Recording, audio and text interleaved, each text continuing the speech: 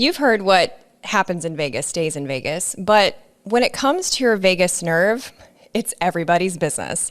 Turns out the nerve with the fun time name has a lot to do with chronic stress and the fight or flight state that makes you fatigued, vulnerable to disease, and lash out in traffic.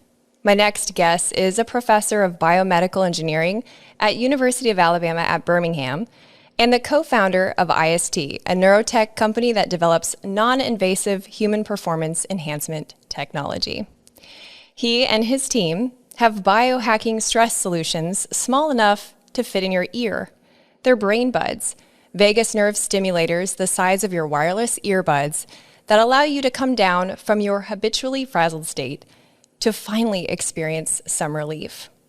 Today, he's going to share why the vagus nerve party's so hard, why it's critical to downregulate, and some cutting-edge solutions to level up by leveling out. Creative academic, innovating entrepreneur, Vegas nerd, Dr. Jamie Tyler. Thanks for being here. Hey, thanks for having me, Meredith. It's nice to see you. Yeah, you too. I find the creative use of technology, especially for problem solving, it's just so fascinating. So I'd love to kick things off by talking about, I don't know, I guess the consequences of chronic stress, because a lot of us don't argue the fact that we're stressed out, but we kind of just feel like we need to, do more things or be tougher. Do you know what I mean? Yeah, stress is one of those things that it's essential to life, right? Like we call it eustress. Eustress is positive stress, it's good stress, like what wakes you up in the morning, what motivates you to go to work, what motivates you to like seek out relaxation. But what happens is throughout the day is if you don't get that time to relax and you continuously build up stress day over day, it leads to chronic inflammation. It starts to break down various parts of the body. It causes dysfunction in the way that the brain communicates with other parts of the body and the brain itself. So day in and day out, you need to have a way to break from that stress so you avoid chronic stress. Does it have an impact on your metabolic health? Is it that much of an overall indicator? It, it it does, so when we talk about stress, there's psychophysiological stress, there's physiological stress and biochemical stress. The biochemical stress, it's driven by some hormones people may be familiar with, like cortisol. And so cortisol it's a hormone, it's a circulating hormone in your body, right? And so what it does is over time, it starts to degrade all the pathways that allow you to engage in optimal metabolic activity. So what is the vagus nerve and what's its role in that chronic stress? Yeah, so the vagus nerve stands for, vagus comes from the Latin word wanderer, or the wandering nerve, right? So that's why it's known as the vagus. It wanders from your head basically through about midway through your small intestines. And it really provides an information pathway to carry signals to the brain about everything that's happening from your gut all the way up to your head and neck, right? And one of the first areas that the vagus nerve provides inputs to in the brain and the brainstem, we call it the reptilian part of the brain. It's a evolutionary old part of the brain known as the locus ceruleus. And the locus ceruleus is responsible for the fight or flight response. So it's responsible for the we call ascending arousal, kind of the wake up signal. So that was like when our ancestors were getting chased by dinosaurs that told us like, hey man, get up, move. Exactly. Or sometimes you may hear like people have that intuitive sense in their gut, like I have this feeling in my stomach. That's mediated largely by the vagus nerve. So we recently found in neuroscience that the vagus nerve connects the gut to the brain, right? And so it's a lot of inflammation from what you eat, your diet, those types of things can also have an impact on your brain health, mediated by the signaling of the vagus nerve. That is so fascinating. You hear about people that have, I don't know, I hate how science kind of bifurcates it. Like you have a mood disorder, you have a physical disorder, but people with mood disorders like depression often have intestinal problems like IBS or Crohn's. Yeah, absolutely. And that's the we're now starting to look at mood disorders and mental health disorders more holistically. It used to be thought that like, oh, this is something, it's a brain dysfunction. And really what we're learning now is it's a whole body dysfunction. And so inflammation in your gut, either from IBS or Crohn's disease or others, can actually cause some of the disordered thought processes that lead to mood disorders, right? What I mean by disordered thought process, like persevering or anguishing over something that's going to happen in the future or something that's happened in the past. Right. The obsession. The obsession, yeah, that's really what it is, right? That inflammation, it's like a fever in your brain. If you can, you think about it that way, it's like you have a small fever in a part of your brain that's responsible for regulating mood, and it should be of no surprise that it's not like operating optimally. So, everyone's looking for like the magic bullet for mental health solutions. And I love that, what you're saying is the overall approach to mental health is no longer like, oh, this is just in your brain. It's kind of more holistic. But is the vagus nerve in a way the source of, if we can help the vagus nerve, we can help everything? Yeah, it's one of them, right? I think there's many different ways to help a lot. The vagus just turns out to be one of those. In fact, you mentioned Crohn's disease earlier. People are actually looking at stimulating the vagus nerve or branches of the vagus nerve to treat Crohn's disease with implanted vagus nerve stimulators. You can use vagus nerve stimulation to treat headache, to treat depression, and others. I think it really is because it mediates such signaling between your gut and your brain. That's a large, more than half your body probably. That's the reason the vagus is special.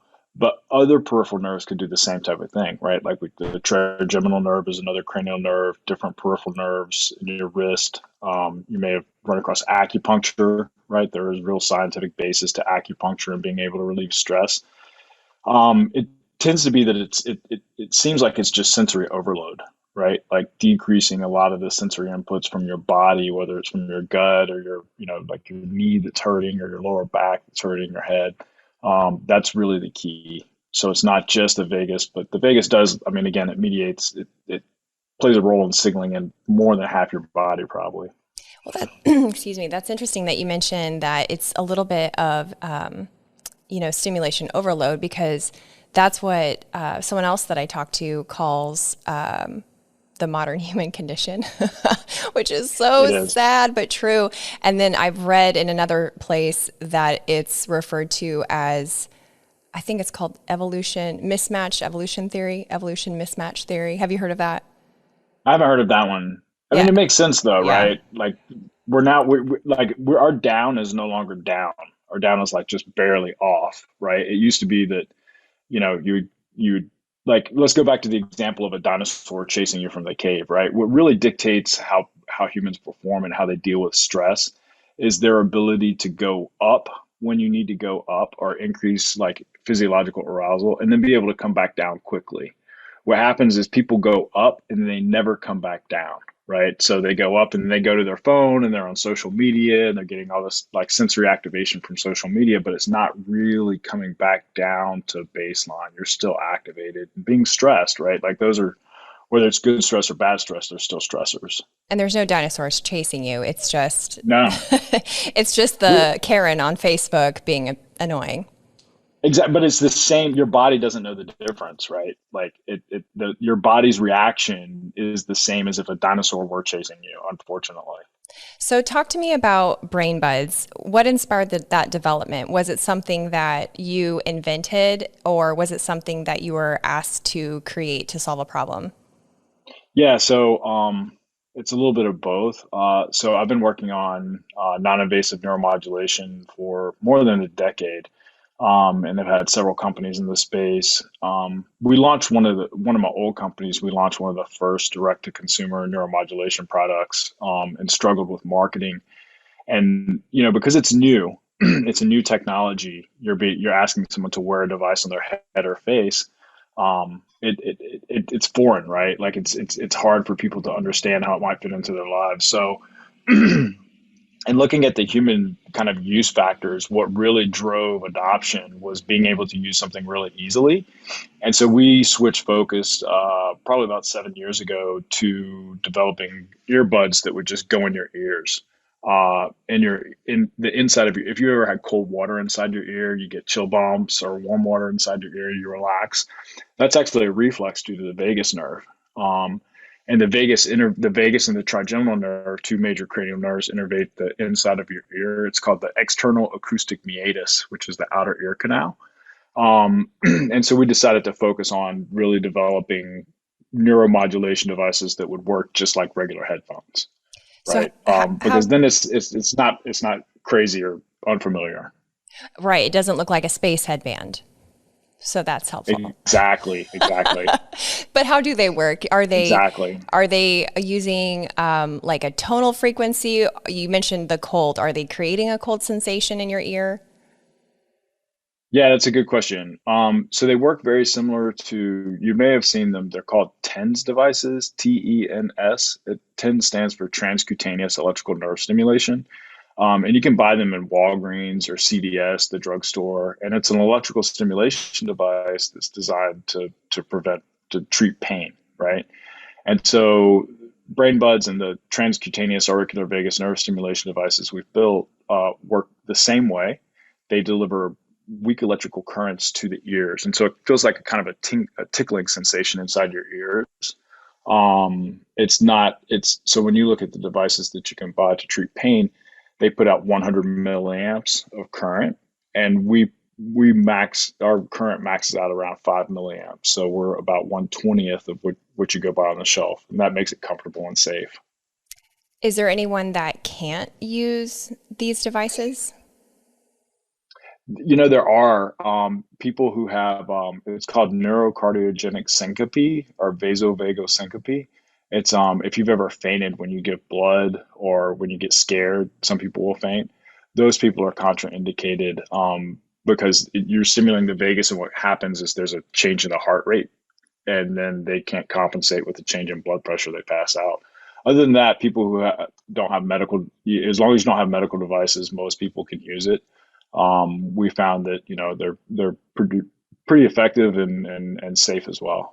Well, that's disappointing, Dr. Jamie, because I definitely have the habit of fainting while giving blood, but I can overcome it. Like I have to meditate and smoke some weed and hold ice in the opposite hand from which I'm giving blood. So I don't know. I'm not like going to rule myself out yet, but but I You digress. might not. I mean, we usually have people sit down, right? Because the number one concern is if you fall and hit your head if you faint, right? Like Yeah. fainting is not really that, it's not pleasurable. It's more uncomfortable for people who see it happen than actually the person that happens to, I right? know my sweet dentist, he's almost fired me a couple of times, but it's Not bad. he Yeah, bless his heart. It's not you know, good. that's a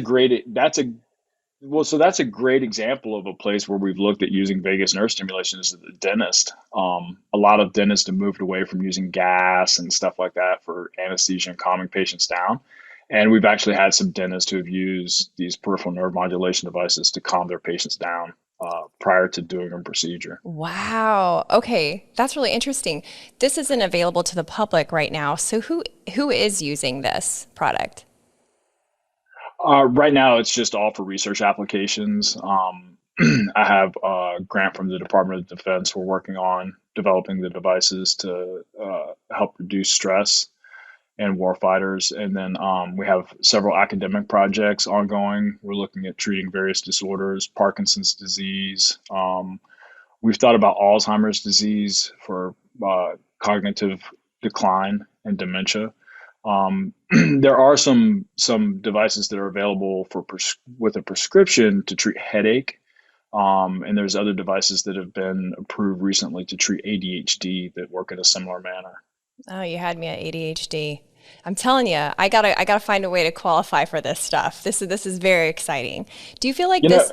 Oh, go ahead. it's just stress. I was just going to say it's just stress, right? Like even ADHD to some degree is being able to deal with the sensory bombardment, right? Like in processing and ordering those stimuli. So it's stress management is a key part of all of this. That's such a good point.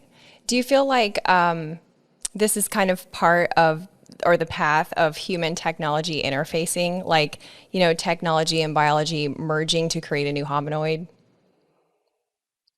I do. I far prefer this method than some of the other methods, like Elon Musk's method of implanting electrodes in the brain. Yeah.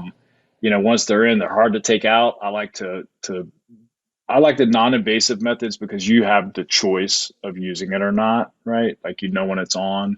I do think that technology, like the what really gets me excited is what we call neuroengineering, which is where you have biology, bioengineering, neuroscience, neurobiology all merging together to create devices to help people deal with diseases. And look, pharma has failed miserably, right? And so I look at this as a new opportunity for ways to help us manage the human condition, if you will. I love that. I know that when people use, this is switching gears hard, but when people use psychedelics, there's a measure of integration that happens, meaning someone might sit with ayahuasca or psilocybin, magic mushrooms, and they might do that a couple of times, and the positive effects that they experience while using those medicines integrate into their person, to, for lack of a better explanation. Is there some potential for this technology to allow for integration without its use? Yeah, no, I think so. I think a lot of integration is built on reflection and trying to make sense of like seeing something that's really profound. I like to think of like psychedelics as just a stress surge in some ways, right? Like it just stresses your body to the max. And then there's this letdown afterwards. And then trying to understand that period of stress is really that whole period of integration, what you're working on. I think vagus nerve stimulation has a place in integration, and also in psychedelics, right? Like prior to uh, taking a medicine, for example, decreasing stress so that you're in a good relaxed space as you enter a session. And then on the backside, helping reinforce plasticity and rewire circuits that have been changed and modified by psychedelic treatment. Oh, that's interesting. Oh, and I'm starting to see why you were mentioning Alzheimer's. So if it can enhance neuroplasticity or, redirect a path from trauma, man, that would be really life-changing in the mental health space. Yeah, I mean, Alzheimer's is a fascinating disorder, and it's something where, like, as the population gets older, you may not have a lot of Alzheimer's per se, but you'll have a lot of cognitive decline and dementia, right? And I've often wondered about Alzheimer's populations, if that would be, there's so much neuroplasticity that happens with psychedelics and with some other neuromodulation therapies. It's fascinating to think if you could not necessarily jumpstart their brains, but, refresh a couple memories, right? Like at that period towards the end of life, it'd be amazing to be able to have that experience with your family and loved ones. Oh, absolutely. Absolutely. So, is there a chance that the brain buds would be available to the public commercially in the near future? Yeah, we're working on commercializing an embodiment of the brain buds. We're working with a couple different partners now. We're hoping that by next year, before the end of next year, we'll have a commercially available form ready to the public. So, end of next year, so the end of 2023. 2023, yeah. That's way sooner than I We're working thought. on, yeah, we're working on it. We've been working on it for a long time, and it just comes down to a lot of decision points, right? Like it's you're running a small business and deciding which partners you want to work with, and the marketing really is one of the big things because the marketing costs are so high. Just helping people understand that it works and how it works, educating the public, right? Like that will help decrease some of the marketing costs, making people more familiar with it. People have got excited about the brain, so. Well, I think people are excited about relief and a better way of life. And definitely, I've observed in my, Facebook feed, we'll say, it's the modern way to observe one's friends, I guess, is more and more people taking personal responsibility for their state, whether that's their mental health or physical health, a combo of of both of those, and just looking for solutions in a more active way and less of a passive way. And so I think, at least I hope, that the market would be excited to experience something like that. But in the meantime, since it's not available at the moment, can you share some ways that people can kind of make what happens in Vegas stay in Vegas, meaning like chill out with their Yeah. vagus nerve without the use of high tech technology? Yeah, I mean, some of my favorite ways, swimming is one of my favorite ways. I love to swim. I work with a group based in San Diego, Deep in Fitness, and it's all based on breath holding and staying underwater.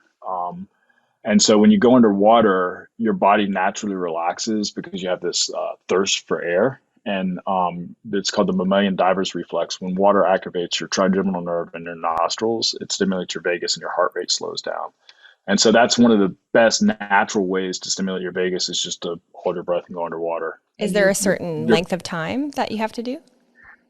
no, the longer you can do it, the better the benefits, right? There's a lot of benefits that are really related to CO2 tolerance and things like that, how well your body can help stress. But there's some other mental benefits and like, oh, I can hold my breath for 1 minute or I can hold my breath for 2 minutes. But mostly the being able to deal with that stress while you're underwater, vagus nerve stimulation helps it, right? The other thing is a hot shower, massaging the back of your neck. There's a lot of nerve fibers in the base of your neck that are responsible. They communicate with the vagus and they're responsible for causing arousal. The same thing with the ears and earlobes, massaging your ears and earlobes. Some people use Q-tips. I have buddies, they joke with me all the time. They're like, oh, this must be why I like to clean my ears out with Q-tips. It feels so good. I'm like, yeah, well, if that's what works. Interesting. Okay, so swimming with your head underwater or just submerging your head in water. And does the water have to be a certain temperature? There's the cold therapy people that really swear by the benefits of colder temperature water. Cold water works better, right? So cold water definitely induces a stronger diver's reflex, and so you'll see a decrease in your heart rate with cold water. It's a classic textbook example we do with students in school, right? We teach them about the vagus and how it controls the heart rate, and submerging your face in cold water, you'll see your heart rate decrease. The same thing with like it sounds counterintuitive, but breathing, so deep diaphragmatic breathing also will stimulate the vagus. There's branches of some of the cranial nerves that reach all the way down to the diaphragm. And so the center of the diaphragm, when you expand the diaphragm, that will cause a natural relaxation as well. Shallow breathing through your nose is the fight or flight response, and that's not what you'll find yourself. Oh, I'm like kind of shallow breathing through my mouth, and you need to slow down, breathe through your nose, stimulate the trigeminal vagus nerve, and your body will relax. Is it true that when you're looking down, like people look down at their phone, that something about that head position also stimulates a fight or flight? I don't know. I haven't heard that. I know that Or maybe it was it. shortened breathing, like I it causes shortened breathing and that stimulates it. so that would cause a fight or flight response, and there's some truth to the opposite that if you gaze off in the distance, right at the horizon, it it kind of will start to relax your brain. You have this natural optical flow, and it will relax your brain. So that's one way to relax is just to gaze at the horizon, deep breaths. And then the other thing that's kind of a small hack and trick, the pause between breaths is also important for decreasing your heart rate. So like if you just breathe in and exhale, that's not quite as good as that pause really starts to engage the vagus, right? And so that's another kind of simple hack on breathing techniques. That is so fascinating. This has been such a good chat. I'm one last question before we wrap. So do you have like a cold water therapy practice or a breath work practice yourself, or do you use the brain buds on yourself? What's your way to de-stress? Because you are obviously a high caliber individual, achieving a lot, doing a lot of research, and you have a lot of spinning plates. Yeah, so I do use brain buds occasionally. I really like Deep in Fitness. When I get a chance to work out with the Deep in Fitness crew, it really helps bring me back to baseline. Even one workout a month is like all you need. That's my favorite. Other than that, I just like we're building a small farm, so farming and being outdoors. I like to be outside in the sunshine. Me too. That's perfect. Well, tell everyone where they can keep up with your research and keep an eye out for brain buds when they become open to the public. Yeah, so you can follow my lab, my academic lab at tylerlab.com, and then you can follow our company IST at iSenseTech, ISENSETEC.com, and we'll have announcements there. Awesome. Thank you so much. This was great. Thank you, Meredith. I appreciate the time, and it was great to see you again. You too. Hey, you're still here. That's awesome. I hope to see you next week too. I talk with the most interesting people that you've probably never heard of. Most of them are paradoxical and bring an opportunity for you to grow as a person. So if you like bright, meaningful entertainment, be sure to subscribe and hit the bell for notifications.